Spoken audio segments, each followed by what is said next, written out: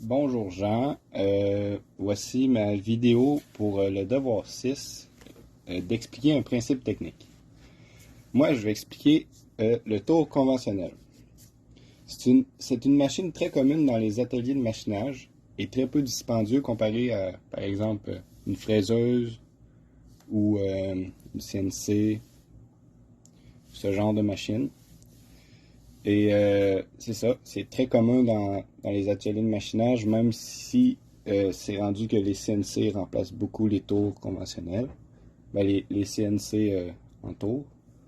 Le principe d'un tour, c'est qu'on insère une pièce dans un mandrin, soit à 4 morts, à 3 morts, il y a plusieurs autres types. À 4 morts, c'est souvent pour des pièces qui ne sont pas rondes. Il peut être aussi plus précis si on a besoin de tolérances plus petites.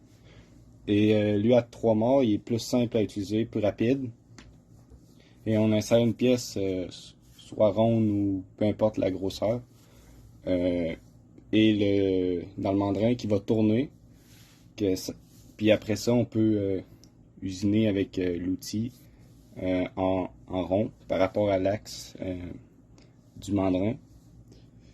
Et on vient enlever du matériel de la pièce avec un outil.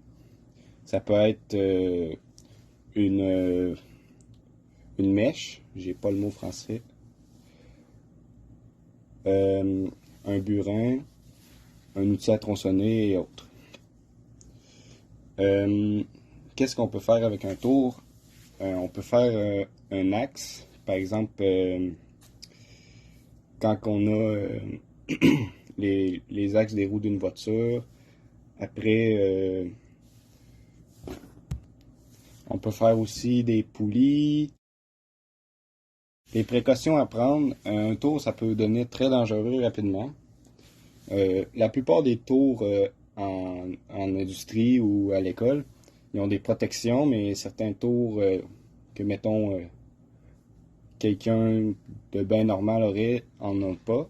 Puis les dangers que ça pourrait apporter, c'est si la pièce se détache du mandrin, elle peut être projetée rapidement dans n'importe quel sens. Ça tourne quand même vite. C'est beaucoup de poids qui tourne vite.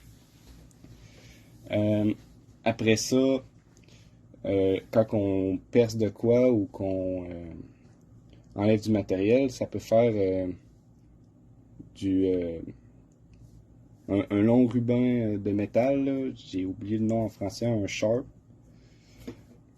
Puis ça peut venir comme sur les mains en tournant, puis ça coupe beaucoup. Aussi, si on a oublié un outil proche de pièces qui tournent, elle peut être projetée, puis ça peut être dangereux. Donc c'est pour ça qu'il y a des protections autour avec une switch, que quand tu l'ouvres, ça arrête la machine.